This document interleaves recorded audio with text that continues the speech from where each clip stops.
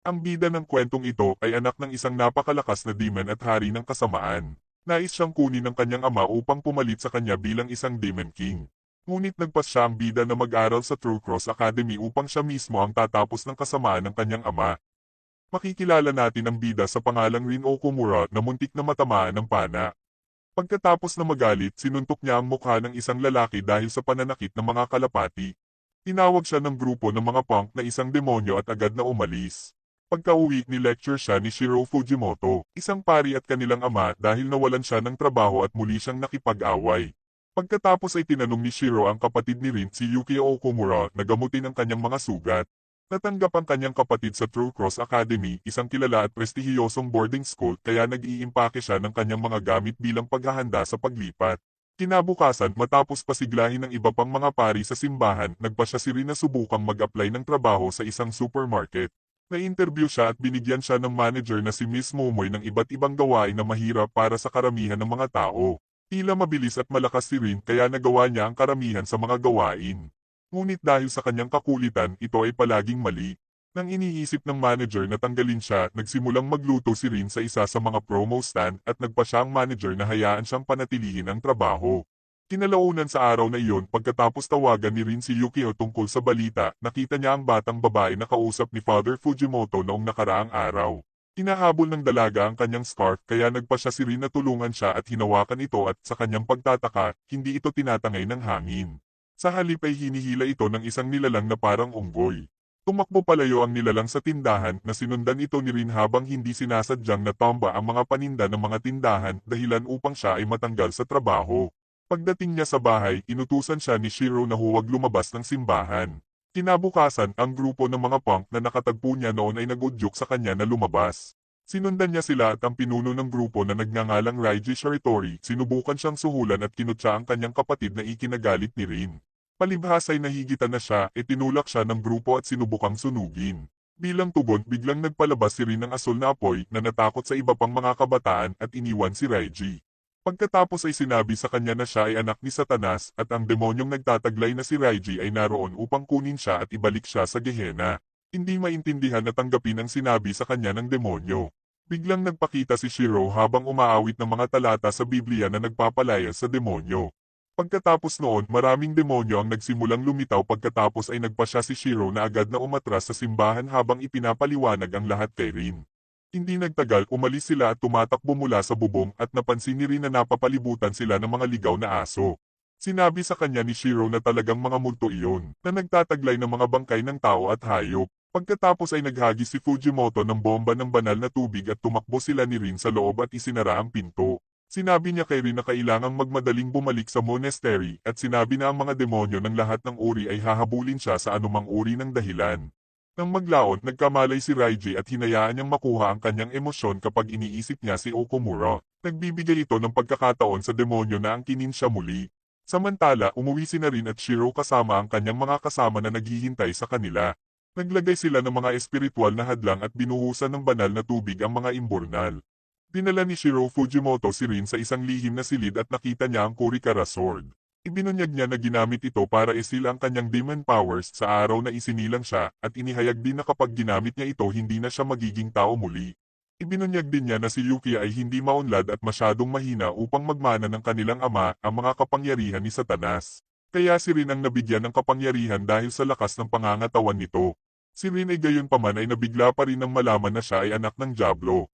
Nasira na ngayon ng mga demonyo ang monastery. Ikinulong ni Shiro si Rin sa silid upang mapanatili siyang ligtas, ngunit bago umalis, ibinigay niya sa kanya ang kanyang cellphone kasama ang isang numero ng kanyang kaibigan upang tulungan siya. Sinusubukan ni Fujimoto at ng kanyang mga kasamahan ang kanilang makakaya upang protektahan, ngunit madali silang tinalo nito.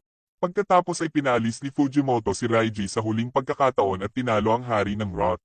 Lumabas si Rin at pinaalalahanan siya ni Fujimoto na tanging siya lang ang hinahabol ng mga demonyo. Si Rin ay nanliligaw at naniniwala na gusto nila siyang mawala sa kanilang buhay. Sinubukan siyang pigilan ni Fujimoto, ngunit nang sabihin sa kanya ni Rin na hindi niya tunay na ama at huminto sa paglalaro ng pagpapanggap, nadurog ang puso ni Fujimoto at sinampal siya nito. Kalaunan sinasaklaw ng asul na apoy si Fujimoto at ipinaliwanag ng isa sa mga exorcist na siya ay sinapian ni Satanas, ang pinakamakapangyarihan sa mga demonyo at ang tunay na ama ni Rin. Sinabi ni Satanas kay Rin na sasama siya sa kanya at pinunit ang mga daliri ni Fujimoto. Tumutulo ang dugo mula sa kanyang mga daliri at binuksan ang napakalaking tarangkahan ng Gehenna. Isang takot na si Rin ang hinihila papasok sa gate at sumigaw para humingi ng tulong. Noon nabawi ni Fujimoto ang kanyang katawan. Kinuha niya ang punto sa tuktok ng kanyang kwintas at nagpakamatay para iligtas si Rin. Nang makita ang kanyang tagapag-alaga na kinukuha ang kanyang sariling buhay upang protektahan siya, nagpasya si Rin na lumaban sa pamamagitan ng pag-unlock sa kanyang mga kapangyarihan kahit alam niya sa paggawa nito na hindi na siya magiging tao. Siya ay tumatagal ng panganib at nagbabago sa kanyang tunay na anyo ng demonyo. Ang kanyang mga tainga ay humahaba ng matulis at lumalaki ang isang demonyo na parang buntot at natatakpan ng asul na apoy. Ginagamit niya ang espada upang sirain ang tarangkahan ng Gehenna. Napansin ni Rin ang bangkay ni Fujimoto at lumuluhang nagluluksa sa pagkamatay nito. Umuwi si Yukiya at natuklasan ng gulo at nakita ang kanilang ama na wala ng buhay. Sa isang maulan na hapon, si Rin ay nakatayo sa harap ng libingan ng kanyang kinakapatid na ama. Naalala niya ang sinabi ni Fujimoto tungkol sa kaibigan at tinawagan niya ito. Sa isang segundo, napapalibutan siya ng isang grupo ng mga lalaking nakaitim na pinamumunuan ng kakaibang nakasuot ng puting suit. Ipinakilala ng lalaking ito ang kanyang sarili bilang Sir Mephistopheles. Utos ng sangay ng Japan ng Knights of the True Cross at kaibigan ni Fujimoto. Tinanong ni Rin kung sila ay exorcist na sinasabi ni Mephisto na marami silang alam tungkol kay Rin. Sinabi niya kay Rin na sinubukan ni Fujimoto na palakihin siya bilang tao, ngunit ang kanyang tunay na kalikasan ay kailangang ilabas ang pangit na maliit na ulo. Ipinaliwanag niya na ang pagpapaalam sa anak ni Satanas ay naglalagay sa sangkatauhan sa pinakamatinding panganib, kaya naman narito sila upang lipulin siya. Gayunpaman, naisip ni Rin na bibigyan siya ng proteksyon tulad ng sinabi ni Fujimoto. Sinabi ni Mephisto na iyon ay personal at ito ay negosyo. Binigyan niya si Okumura ng 3 pagpipilian. Ang una ay papatayin nila siya at ang pangalawa ay maaari niyang subukang patayin sila at tumakbo at ang pangatlo ay may pagkakataon siyang magpakamatay. Hindi pinipili ni Rin ang sinuman sa kanila at hiniling kay Mephisto na hayaan siyang sumama sa kanila. Nagulat si Mephisto matapos itong marinig. Sinabi ni Rin na hindi siya anak ni Satanas at ang tunay niyang ama ay si Shiro Fujimoto. Tinanong ni Mephisto kung gusto niyang maging exorcist tulad ni Father Fujimoto at sinagot ni Rin na gusto niya. Pagkatapos ng ilang sandali ng katahimikan, tumawa ng histeryoso si Mephisto na ikinagalit ni Rin at sinabing seryoso siya tungkol dito. Naunawaan ni Sir Mephisto ang nais ng bata at tinanggap si Rin na ikinagulat ng kanyang mga tauhan. Kinaumagahan, hinihintay ni Rin si Mephisto sa harap ng simbahan habang nagsisimula siyang maglakad sa kabilang kalye. Isang pink na limo ang halos masagasaan siya. Puminto ang limo at lumabas si Mephisto. Sumakay sila sa limo at sabay na tumungo sa True Cross Academy. Doon ay may welcome ceremony sila kung saan nagbibigay ng talumpati si Yukio. Pagkatapos maglibot sa paaralan, nakilala ni Rin si Mephisto at pumunta sila sa paaralan para sa exorcist na kilala rin bilang cram school. Pumasok si Rin at umupo sa classroom nang biglang pumasok si Yukio at inanunsyo niya na siya ang kanilang guro. Nagulat si Rin dito. Tanong niya kay Yukio sa harap ng klase. Sinabihan ni Yukio ang klase na maghintay sa labas. Nagtatalo si Rin at Yukio nang biglang nahulog ni Rin ang bulok na dugo ng hayop na umaakit sa mga demonyo. Tinanong ni Yukio si Rin kung bakit niya pinatay ang ama. Nang tinutukan ni Yukio ng baril si Rin, nagalit si Rin at natalo nila ang demonyo nagsisilabasan. Isang araw pumunta si Yukio sa exorcist-only shop ng paaralan upang mag-stock ng ilang mga supply kasama si Rin. Nalaman nila na ang anak ng may-ari, si Shiemi Moriyama, ay pinahihirapan ng isang Dokkafer demon na nakatira sa hardin ng kanyang pamilya. Upang mailigtas ang kanyang buhay, hinarap ito ng magkapatid at matagumpay na naipalaya ang bata. Sa sumunod na araw, si Rin ay may pangarap na maging pinakamahusay na exorcist sa kanyang klase na ginising lamang ng kanyang guro. Si Ryuji Bon, isa pang estudyante sa cram school, ay hindi makapaniwala na ang isang slacker na tulad ni Rin ay nakapasok sa academy. Pagkatapos ng isang matinding tingin mula kay Ryuji, sinabi ni Rin ang kanyang pasya na hindi siya ang dating siya na laging nakipag-away. Habang lumilipas ang araw ay lumalabas si Rin sa karamihan ng kanyang mga klase na nagpapalubha kay Ryuji. Sa panahon ng anti-demon pharmaceutics, pumasa si Yukio sa mga graded na pagsusulit na humihiling sa kanila na suriin ang mga tanong na hindi nila nakuha. Naniniwala si Shiemi na napakahusay niya sa kanyang pagsusulit para lamang malaman na nakatanggap siya ng 41 score. Tumawa si Rin hanggang sa malaman niyang nakakuha siya ng 2 score. Pinagalitan siya ni Ryuji dahil sa hindi niya pagpansin sa klase at ipinahayag na nakakuha siya ng 78 score. Si Rin ay nagsimulang makipagtalo kay Ryuji. Pinipigilan ni Konekomaro at Renzo si Ryuji habang pinipigilan naman ni Yukio si Rin. Pagkatapos ng klase ay nakaupo sina Rin, Yukio at Shiemi sa isang fountain. Nagtanong si Rin tungkol kay Ryuji at sinabi sa kanya ni Yukio na nasa True Cross Academy din siya sa scholarship. Umalis si Yukio at medyo natarante si Rin tungkol sa pag-iisa nila ni Shiemi. Pinag-uusapan nila ang tungkol sa paaralan at tinanong ni Shiemi kung mayroon siyang mga kaibigan. Lumapit siya sa kanya para tanungin kung magiging kaibigan niya ito. Ngunit nagambala sila nang pumasok si Ryuji na pinagtatawanan silang dalawa. Nagsimula na namang magtalo ang dalawa. Sa panahon ng praktikal na pagsasanay, sina Rin at Ryuji ay tinatakbuhan ng isang Reaper sa mga pagtatangka na masanay sa mga paggalaw ng demons. Si Rin ay mas mabilis kaysa kay Ryuji. Nagkomento si Ryuji na ang huling nakatayo sa dulo ay ang mananalo at sinipa si Rin. Ang dalawa ay nagsimulang mag-away muli at kailangang paghiwalayin ng guro na sina Konekomaro at Shima. Sinabi ni Shima kay Rin na ang layunin ni Ryuji ay talunin si Satanas. Napagtanto ni Rin na sila ni Ryuji ay eksaktong pareho. Tumawa si Shima at tinanong ni Rin kung nakakatuwa ba ito. Ipinaliwanag ni Konekomaro na gustong ibalik ni Ryuji ang kanilang templo na nasira noong Blue Night. Tinanong ni Rin kung ano ang Blue Night. Pinaliwanag ni Konekomaro na nangyari ito 16 na taon na ang nakararaan nang patayin ni Satanas ang pinakakilalang mga klero sa mundo. Sinabi ni Shima kay Rin na ang asul na apoy ay simbolo ni Satanas. Pagkatapos ng Blue Night ay sinimulan ng mga tao na tawagin ang kanilang templo na Cursed Temple. Nagsimula na namang magtalo sina Rin at Ryuji. Sinabi ni Ryuji kay Rin na hinahamon siya na hawakan ang Reaper at bumalik nang hindi inaatake. Sinabi ni Rin na hindi siya mangangarap na mapatay bago niya makumplito ang kanyang layunin tulad ni Ryuji. Naaalala ni Ryuji ang isang panahon mula sa kanyang pagkabata kung saan sinabi ni Ryuji na siya ay magiging isang exorcist at talunin si Satanas. Bumaba si Ryuji para hawakan ang Reaper. Nararamdaman ng Reaper ang emosyon ni Ryuji at umatake. Tumalon si Rin at sa halip ay inatake ng Reaper. Sinabi ni Rin na bumitaw ito at sinunod siya nito na ikinamangha naman nila. Tinawag ni Rin si Ryuji na isang tanga at sinabing siya ang tatalo kay Satanas. Sinabi ni Ryuji na kinokopya ni Rin ang kanyang ambisyon at sinabi naman ni Rin na siya ang orihinal. Si Mephisto ay umiinom ng tsaa sa ibabaw ng isang gusaling ginagawa. Lumilitaw si Amaimon at pinag-uusapan nila si Rin. Interesado si Mephisto kay Rin at sa kanyang layunin. Inihayag ni Mephisto ang kanyang sarili bilang isang demonyo at ang pagiging pagkakapatid ni Amaimon at Rin. Tinanong ni Amaimon kung kailan babalik si Mephisto sa Gehenna at aalis sa Academy. Sinabi ni Mephisto na hindi na siya babalik dahil nasisiyahan na siya sa kawili-wiling mundo ng mga tao. Isang umaga, nagdali-daling sumugod si Rin sa dorm dahil late siya. Natagpuan niya si Yukio na kumakain ng kanyang almusal. Sa paaralan, tumakbo si Rin para kunin ang kanyang tanghalian. Nakasalubong niya si Ryuji at pareho silang nag-away sa sandwich. Nang maglaon, hiniling ng tatlong babae kay Yukio na kumain ng mga pananghalian na ginawa nila para sa kanya. Gumawa siya ng dahilan at agad siyang tumakbo sa cafeteria kasama ang kanyang kapatid. Namangha si Rin matapos niyang matuklasan na ang paaralan ay nagbibigay ng magaganda at masasarap na pagkain. Gayunpaman, nabalisa ng malaman na ang mga pananghalian ay masyadong mahal. Pumunta sila kay Mephisto para hilingin sa kanya na pababain ang mga presyo.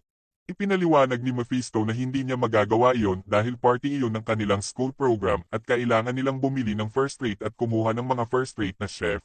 Iniling ni Rin sa kanya na bigyan sila ng allowance na pumayag naman siya. Laking sorpresa ng mga lalaki, binigyan niya sila ng 2,000 yen na bill para sa buong buwan kahit na ito ay mababa pa rin. Si Yukio ay may isang mas mahusay na solusyon upang makamit ang taon ng pag-aaral ng hindi nagugutom. Silang dalawa ay namimili ng mga grocery para makapagluto si Rin ng kanilang mga pananghalian at magamit ang kusina ng cafeteria sa kanilang dorm. Kinagabihan, nagluluto si Rin para sa tanghalian nila ni Yukio. Nagising siya nang makitang nawawala ang mga pananghalian na inihanda niya. Inala niya si Yukio ang nasa likod nito at sinipa siya. Ipinagtanggol ni Yukio ang kanyang sarili at sinabing hindi siya gagawa ng ganoon. Nag-counter si Rin sa pamamagitan ng pagturo na sila lang ang nakatira dito. Napagtanto nila na may ibang tao dito. Pagkatapos ay narinig ni Rin at Yukio na may naghiwa mula sa kusina at nalaman na ito ay si Mephisto. Ipinaliwanag niya na siya ay pansamantalang kapalit at ang nagluluto ng kanilang mga pagkain mula noong lumipat sila ay si Okubak, isang espiritu ng kala na tapat na nagsasagawa ng mga utos bilang pamilyar sa kanya sa pagluluto ng kanilang mga pagkain. Gayunpaman, nagalit at tumanggi si Okubak na magluto para sa mga lalaki pagkatapos nilang tumuntong sa kanyang teritoryo noong isang gabi. Pinupuunan ni Mephisto si Okubak hanggang sa kumalma siya at nang bumuti ang kanyang ugali. Isang tag-ulan, nakaharap ni Rin si Okubak sa kusina. Sina Rin at Okubak ay pumasok sa isang cooking competition upang malaman kung sino ang mas magaling sa kanila. Ayon kay Mephisto na nanunood, walang may nanalo sa kanila, ngunit si Rin at Okobak ay bumuo ng bagong pagkakaibigan. Kinabukasan, binisita ni Shiemi ang magkakapatid. Nakita siya ng tatlong babae mula sa paaralan na laging nagdadala ng pagkain kay Yukio. Pinaghihinalaan siya nila na may relasyon sa pagitan nila ni Yukio. Ito ay nagsiwalat na si Okobak ay bumalik sa kanyang mga tungkulin at tila mas masaya. Maya-maya nang wala ng tao sa loob, pumasok ang mga babae at natuklasan ang mga pananghalian. Sa paniniwalang si Shiemi ang gumawa sa kanila, galit nilang itinapon ang mga ito. Tingin sa kanilang kaalaman, pinagmamasdan sila ni Okobak at pinakita ang kanyang tunay na anyo sa kanilang pagtrato sa kanyang pagkain. Dumating si Rin at Yukio, natuklasan nila si Okobak sa kanyang mas malaki at mas malakas na anyo na planong lutuin ang mga batang babae bilang pagganti. Sinubukan ni Rin na pakalmahin siya at nagtagumpay. Tinanong ng isa sa mga babae si Yukio kung bakit ayaw niya sa mga pananghalian na ginawa nila para sa kanya. Napagtanto ni Rin na ginawa ito ng mga babae dahil gusto nila si Yukio. Galit na hinampas ni Rin si Yukio sa ulo gamit ang papel at pinilit siyang kainin ang mga pananghalian na ginawa nila para sa kanya. Sabik na magkaroon ng mga bagong pakikipagkaibigan, hiniling ni Shiemi ang kanyang kaklase na si Azumo Kamiki na maging kaibigan niya at nagkunwari siyang sumang-ayon. Ngunit hindi nagtagal ay napagtanto ni Rin na sinasamantala lang ni Azumo ang kabaitan ni Shiemi. Nang maglaon, ang mga mag-aaral ay muling nagsama-sama sa lumang dormitoryo upang makilahok sa pagsusulit sa X-Wire, kung saan ang isang demonyo ay sumalakay kay Azumo at sa kanyang kaibigang si Paco. Nasa kay Rin at Shiemi na protektahan sila. Nababagabag pa rin matapos magpasya ang kanyang kaibigan na si Paco na umalis sa mga aralin sa Exorcist. Pagkaalis lang ni Yukio para sa isang misyon, ang mga estudyante ay inaatake at na-corner ng parehong demon mula kahapon. Habang sinusubukang tulungan ang iba, nalaman ni Rin na ang halimaw ay ipinadala ng isa sa kanyang mga guro na gustong kumpirmahin na siya ay anak ni Satan. Inihayag ni Mephisto sa mga estudyante na ang pag-atake ng demon ay talagang bahagi ng pagsusulit sa X-Wire at kung paano nila hinarap ang banta ay mabibilang bilang bahagi ng kanilang pagsusuri. Hinarap ni Yukio si Newhouse tungkol sa kanyang mga dahilan upang pilitin si Rin na gamitin ang kanyang demonic powers sa panahon ng pagsusulit at sinabi niya na ang lahat ng kanyang ginawa ay sa ilalim ng utos ni Mephisto. Napagtanto na si Newhouse ay may iba pang masamang plano. Nang sumunod na gabi, sinubukan talaga ni Newhouse na patayin si Rin habang siya ay natutulog ngunit ang kanyang pagtatangka sa pagpatay ay natigil ng magpakita sina Shimi at Yukio. Pagkatapos ay ipinatawag ni Newhouse ang isang buong grupo ng mga demonyo at nakatakas.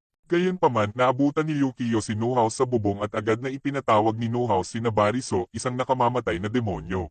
Si Rin ay nagpakita at kasama ang kanyang kapatid na nagawa nilang talunin ang baliw na exorcist at ang kanyang mga demonyo. Nabigla si Newhouse sa labanan ngunit ayaw sumuko.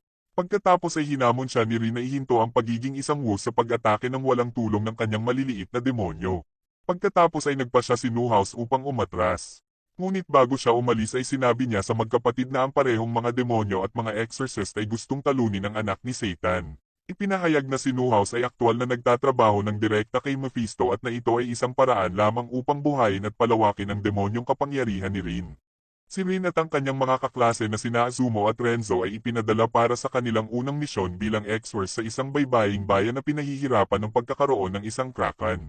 Nadatnan ni Azumo ang isang batang lalaki, si Yohei, na ang ama ay pumunta sa dagat upang harapin ang kraken 6 na buwan at hanggang ngayon ay nawawala pa rin. Plano ni Yohei na isabatas ang kanyang paghihiganti laban sa nilalang dahil naniniwala siyang pinatay nito ang kanyang ama. Pagkatapos sabihin kay Azumo na siya ay cute, nagkaroon siya ng interes kay Yohei. Inutusan ng exorcist na bantayan si Yohei bago siya maghiganti sa paniniwalang wala siyang laban. Nagboluntaryo si Azumo na bantayan ang bata habang si Rin at Shima ay nakatagpo ng kraken. Pareho silang nakikipaglaban ngunit nabigo. Inatake ni Yohei ang kraken gamit ang isang salapang. Hindi inaasahang dumating ang ama ni Yohei. Napag-alaman na ang ama ay nakipagkaibigan sa kraken at nawala ngunit ginabayan siya pauwi. Si Yohei at ang kanyang ama ay may nakakaantig na pagkikita. Kinabukasan dumating si Yohei kasama ang kanyang aso upang magpaalam sa kanila. Nadiskubre ni Azumo sa kanyang pagkabalisa na siya ay cute kay Yohei dahil ipinaalala niya sa kanya ang kanyang aso na may parehong kilay bilang Azumo. Si Rin at ang kanyang mga kaklase at guro ay pumunta sa Mephiland, isang amusement park. Nagulat sila nang makitang walang kimono si Shiemi, sa halip ay nakasuot ng school uniform. Inutusan ni Yukio ang mga exorcists na maghanap ng multo na nagmumulto sa lugar. Inilagay niya sila sa dalawang grupo na kasosyo ni Rin si Shiemi. Habang naglalakad sa park, sinabi ni Shiemi kung paano niya gustong pumunta sa isang theme park. Ngunit hindi niya magawa dahil siya ay may sakit at sobrang nahihiya. Bigla nilang narinig ni Rin ang pagiyak at pumunta sa merry-go-round upang hanapin ang multo. Ang multo ay nag-iisa at malungkot na siya ay namatay bago makapunta sa park. Nagpasya si Rin na tawagan si Yukio na natagpuan nila siya. Ngunit nagpakita si Amaimon at ninakaw ang espada ni Rin. Binuksan niya ang espada, pinalitaw ang anyo ng demon ni Rin. Nagpasya siyang maglaro at hinabol siya ni Rin. Samantala, sinundan ni Shiemi ang multo na pagtantong katulad niya ito dahil gusto lang nitong magsaya. Hinahabol ni Rin si Amaimon ngunit binugbog niya ito. Marahas na sinuntok ni Amaimon si Rin, napansin kung bakit interesado si Mephisto at ang kanyang ama sa kanya. Gayunpaman, hinawakan ni Rin si Amaimon sa lalamunan at lumakas ang kanyang apoy. Si Rin ay nagngangalit at itinapon si Amaimon, sinunog siyang buhay. Namangha si Amaimon at nagdulot ng lindol. Sa wakas ay nakuha ni Shiemi ang multo sa ball pit ngunit ang lindol ay nagdudulot ng pinsala at ang mga labi mula sa roller coaster ay malapit ng mahulog sa kanila. Ang rumaragasang si Rin ay narinig ang pagsigaw ni Shiemi ay lumabas mula rito at iniligtas siya sa pamamagitan ng pagsira sa mga labi gamit ang kamay na gawa sa kanyang apoy. Ang multo ay nagpasalamat kay Shiemi bago mawala. Tinadyakan ni Amaimon ang likod ni Rin at malapit nang mapautol ang espada nang lumitaw si Yamada at iniligtas si Rin. Napagdesisyonan ni Amaimon na tapos na ang laro at itinaas ang espada na ibinalik sa normal si Rin. Natakot si Rin kung paano siya nawala ng kontrol sa kanyang apoy at nagdilim katulad ng nangyari noong siya ay isang maliit na bata. Si Shiemi ay lumapit kay Rin kasama si Yukio. Lumitaw si Yamada kasama ang espada ni Rin na inihayag ang kanyang sarili bilang isang mataas na uri ng exorcist at isang babae na nagngangalang Sherry Yukuri. Hanggang dito na lang ang part ng anime na ito, magkita tayo sa part 2. Mag-subscribe upang updated kayo sa susunod na may upload namin.